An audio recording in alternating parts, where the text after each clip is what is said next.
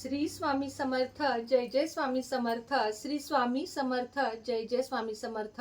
श्री स्वामी समर्थ महाराजांच्या नामस्मरणाने आजच्या व्हिडिओला सुरुवात करूया. शुभ दुपार तुम्हा सगळ्यांना. कसे आहात तुम्ही सगळे? आशा व्यक्त करते स्वस्थ असाल, मस्त असाल, स्वामींच्या सेवेमध्ये रममाण असाल. आपण सर्वजण प्रतीक्षा करत आहोत ते म्हणजे गुरुपौर्णिमेच्या दिवसाची.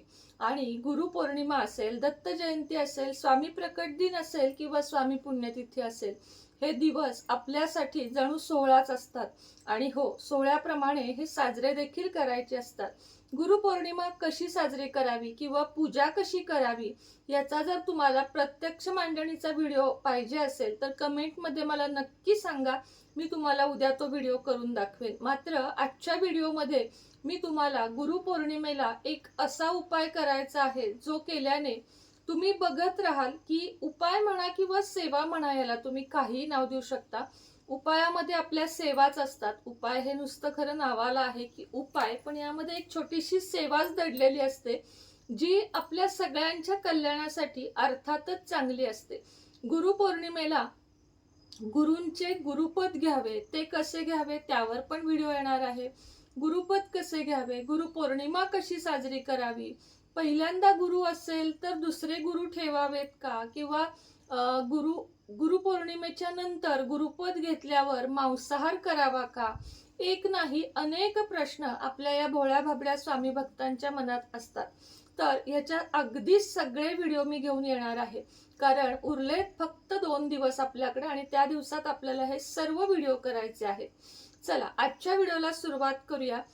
त्याआधी सांगते की हे सगळे व्हिडिओ बघायचे असतील तर चॅनेलला आधी तुम्हाला सबस्क्राईब करावं लागेल, ऑलचं बटन दाबावं लागेल, बेल आयकॉनचं बटन दाबून ऑलवर क्लिक करावं लागेल. ज्यांना माझे व्हिडिओ सध्या दिसत नाहीयेत, नोटिफिकेशन येत नाहीये, त्यांनी 1 सेकंदापुरतं मला अनसबस्क्राईब करा आणि आठवणीने पुन्हा सबस्क्राईब करा.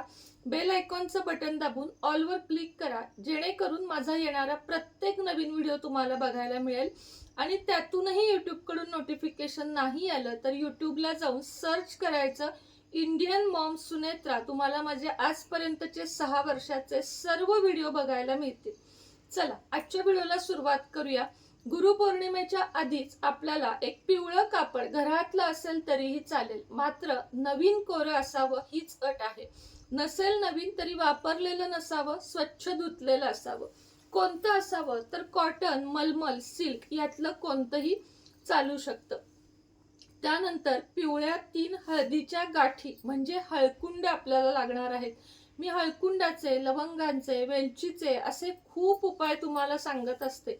आणि जर ते 21 दिवस किंवा सलग 43 दिवस केले ना तर त्याचा फायदा होणार नाही असं अशक्यच आहे. त्यातलाच एक उपाय मी तुम्हाला सांगणार आहे. काय काय सामान लागणार आहे, आपल्याला साहित्य काय काय लागणार आहे तर 3 हळकुंडाच्या गाठी, एक पिवळं छोटंसं कापड आणि त्यानंतर एक व्हाईट कॉटनचा दोरा, एवढं 3 साहित्य आपल्याला लागणार आहे. सेवा काय करायची आहे तर गुरुपौर्णिमेची सगळ्यात आधी पूजा करून घ्यायची, जी रितसर अगदी मी तुम्हाला दाखवणार आहे. ही पूजा करून झाल्यानंतर दिवा बत्ती धूप बत्ती सगळं झाल्यानंतर एक माळ श्री स्वामी समर्थ जपाची करायची. ताई आम्हाला नाहीये वेळ, खरं असं नका म्हणू, पण त्यातूनही नसेल वेळ तर 11 वेळा तरी मनात तुम्हाला श्री स्वामी समर्थ, जय जय स्वामी समर्थ किंवा नुसतं श्री स्वामी समर्थ हे 11 वेळा मनामध्ये अतिशय मनापासून म्हणायचं आहे. पिवळ्या मिठाईचा, केळाचा, बेसन लाडूचा असा कोणताही एक नैवेद्य तुम्हाला दाखवून घ्यायचा आहे. नैवेद्यावर तुळशी पत्र आठवणीनं ठेवायचं आहे. हे झाल्यानंतर आपण आता समजा हे देवघर आहे ना, इथं पिवळं वस्त्र, पिवळं छोटं कापड ठेवायचं आणि पिवळा दोरा तर मिळत नाही म्हणून हळदीचं घट्ट असं पाणी तयार करायचं, त्यामध्ये कॉटनचा दोरा डीप करून घ्यायचा. आता दोरा केवढा हवा तर मी तुम्हाला एकदा काळ्या दोऱ्याची रेमेडी सांगितलेली, त्या पद्धतीनं तुमच्या उंची इतका. आता ही रेमेडी कोणासाठी करायची? जे कमवतं, जे घर चालवतं. मग तुम्ही दोघं असाल तर तुम्ही 2 धागे घेऊ शकता, 2 कापड घेऊ शकता आणि 3 असे 2 हळकुंड घेऊ शकता. तुमचे पती एकटे कमवत असतील तर त्यांच्या उंचीचा धागा घ्यायचा आहे. आता मी माझ्या घरामध्ये एकटी कमावते, मग मी माझ्या उंचीचा दोरा घेणार आणि तो पिवळा करून घ्यायचा, अगदी उंची एवढा घ्यायचा. त्यानंतर तो तुम्ही पिवळा करून घेतलात की थोडासा लगेचच सुकतो तो, त्याला काही वेळ लागत नाही. त्या पिवळ्या कपड्यामध्ये 3 हळकुंडाच्या गाठी आणि हे जे आहे ना, हे दोरा हा ठेवून त्यालाच कडेला, म्हणजे पिवळ्या कपड्यामध्ये त्या 3 हळकुंड्या ठेवायच्या आणि त्याला त्या पिवळ्या दोऱ्यानं बांधायचं, किंवा तो पिवळा दोरा पण त्यातच ठेवायचा आणि त्या पोटलीला एक गाठ बांधायची. सिंपल अशी एक गाठ त्याला बांधायची. दोरा आत ठेवायचा, 3 हळकुंड आत ठेवायचे आणि त्याला गाठ बांधायची. आता हे जे आहे ते लक्ष्मीच्या चरणांपाशी किंवा महाराजांच्या चरणांपाशी ठेवून द्यायचं आणि मनोकामना करायची की मला आयुष्यामध्ये बरकत हवी आहे किंवा घर हवंय, समृद्धी हवी. एकूणच काय, समृद्धी हवी आहे, यामध्ये सगळंच येतं. म्हणून समृद्धी, बरकत, भरभराट हवी आहे, पतीची नोकरी, जे तुमच्या इच्छा आहेत त्या 5 मिनिटं डोळे मिटून बोलून दाखवायच्या आहेत आणि हे तसंच ठेवायचं आहे. दुसऱ्या दिवशी, म्हणजे कधी, गुरुपौर्णिमेच्या दुसऱ्या दिवशी 30 तारखेला हे उचलायचं आहे तिथून. आणि त्यानंतर पती कमवत असेल तर पतीच्या जवळ ठेवू शकता, पतीच्या ऑफिसमध्ये ठेवू शकता, व्यवसाय असेल तर व्यवसायाच्या गल्ल्यात ठेवू शकता, व्यवसायाच्या ठिकाणी ठेवू शकता.